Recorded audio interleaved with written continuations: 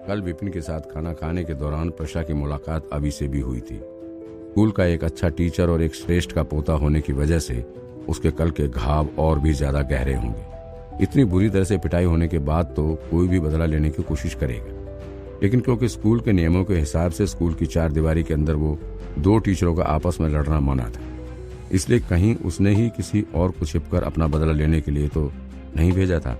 कहीं ये आदमी विपिन को मारने तो नहीं आया था। इसमें कोई ताज्जुब की बात नहीं थी कि प्रशा के दिमाग में ऐसे ख्याल आ रहे थे। आखिरकार अनुराग ने जिस तरह का हुलिया बना रखा था तो कोई भी उस पर शक ही करता। उसके पूरे चेहरे पर एक मोटी सफेद रंग की पट्टी लिपटी हुई थी, सिर्फ उसकी आंखें ही खुली रह गई थीं। एक नजर में देखने पर सामने वाले को यही लग रहा था कि वो जानबूझकर अपनी पहचान छिपा रहा होगा। ऊपर से पूछे जाने पर भी उसने अपनी पहचान बताने से मना कर दी। कल की घटनाओं के बारे में गहराई से सोचा जाए तो विपिन ने शायद प्रशा को इसलिए उसके पीछे आने से मना किया होगा क्योंकि उसे पता था कि अभी चुपचाप बैठने वालों में से नहीं था। वो जरूर बदला लेने के लिए किसी न किसी को विपिन के पीछे भेजेगा। ये बात समझकर प्रशा को बहुत ही गुस्सा आ गया। इस पूरे फसाद का कारण वो खुद ही थी, इसलिए स्वाभाविक था कि वो एक बेकसूर इंसान को बेवजह मार खाते नहीं देख सकती थी। उसे कुछ न कुछ करके ये सब रोकना ही होगा। स्कूल के अंदर एक टीचर पर हमला करने की सजा जानते हो? टीचर पर हमला? अनुराग को क्या पता था कि एक सुंदर लड़की उससे ये अजीब बेतुका सवाल करेगी। फिर उसे कल की घटना याद आई। उसे एक ही क्षण में सारी बात समझ में आ गई। कहीं तुम ही प्रशा तो नहीं हो?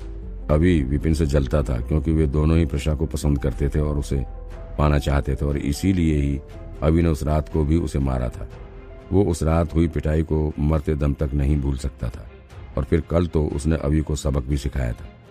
और आज ये सुंदर लड़की उसके सामने आ गई और पूछने लगी कि क्या उसे एक टीचर को मारने की सजा पता थी, तो ये लड़की प्रशा के सिवा और कौन हो सकती थी। लगता है कल जो अभी के साथ हुआ ये उसी का बदला लेने आई थी।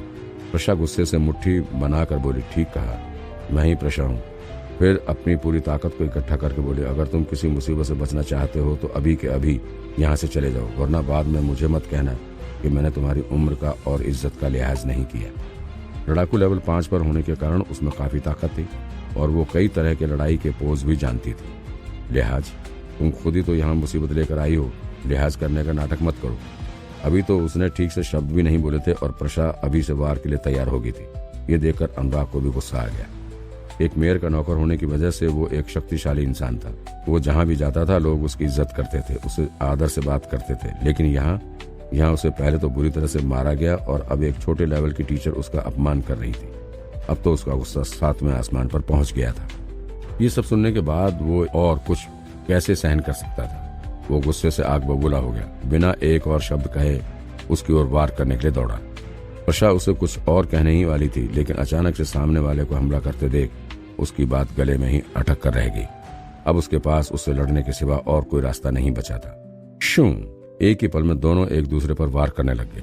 प्रशा लड़ाकू लेवल 5 पर होने के बावजूद बहुत ही अच्छी लड़ाकू थी।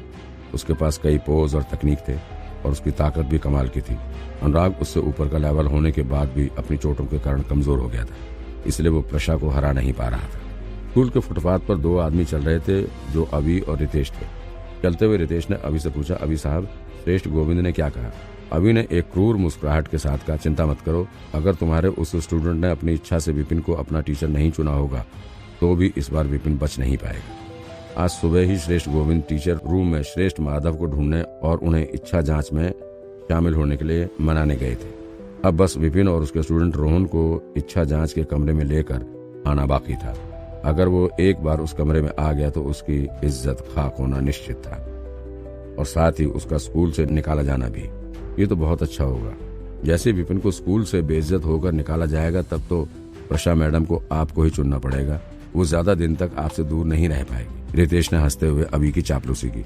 जैसे प्रशा का ख्याल अभी के दिमाग में आया उसका आत्मविश्वास और बढ़ गया। हाँ, इसमें कोई शक नहीं, कल तो प्रशा उस विपिन की मीठी बातों में आ गई थी और इसलिए ही उसने विपिन के साथ खाना खाने का मन बनाया था। अगर उस विपिन को स्कूल से निकाल दिया गया तो वो जरूर मेरी कोशिशों को महत्व देना शुरू कर देगी। वो एक श्रेष्ठ का पोता तो था ही, साथ ही स्कूल का एक हाई लेवल का टीचर भी था, और फिर स्कूल में उससे ज्यादा सुंदर और कोई आदमी नहीं था। किसी भी तरह से तुलना करने पर वो विपिन से कहीं ज्यादा काबिल था। इस पूरे स्कूल में एक वही था जो प्रशा जैसी किसी लड़की के लायक था। अगर वो प्रशा को मनाने की कोशिश करता रहेगा तो वो उसे छोड़कर भला किसके पास जाएगी। रितेश ने भी कहा। फिर तो आप जल्दी ही प्रशा को मना लेंगे। अभी ने हंसते हुए कहा, इतनी भी बातें बनाने की जरूरत नहीं है।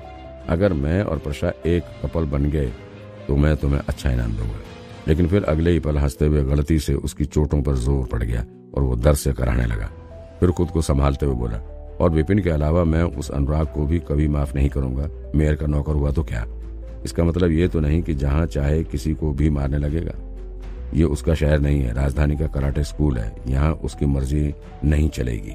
उस आदमी ने सबके सामने उसकी पिटाई की थी और उसी के कारण आज उसके चेहरे की ये हालत हो गई थी। वो उसे कैसे माफ कर सकता था? रितेश ने भी हाँ में हाँ मिलाई। जरूर, उसे भी सबक मिलना ही चाहिए। अचानक रितेश ने कुछ देखा और उसका कदम वहीं जम गया। फिर उसने इशारा करते हुए कहा, अभी साहब वो देखिए जल्दी।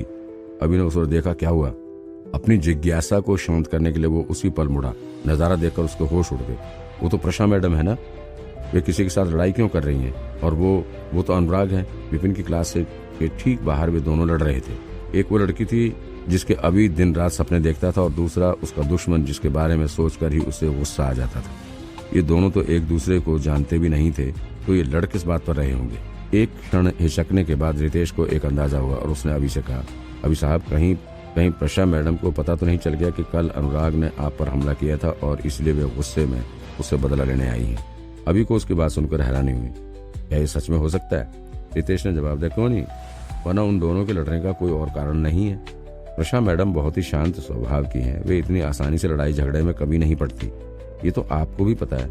और आप पर हमला होने के ठीक एक दिन बाद ही वे किसी से लड़ने लग गई। अगर ये सब वे आपके लिए नहीं कर रही हैं तो फिर वैसे इसके अलावा मुझे तो इस लड़ाई का कोई और कारण नहीं समझ में आ रहा। आपके लिए इस हद तक जा रही तो मुझे तो लगता है कि वे भी आपके लिए कुछ तो महसूस करती ही होंगी। क्या पता वे शायद आपसे प्यार ही करती हों। वो मुझे पसंद करती है। अभी को ये सुनकर हैरानी हुई और उसके दिल में खुशी की लहर दौड़ गई।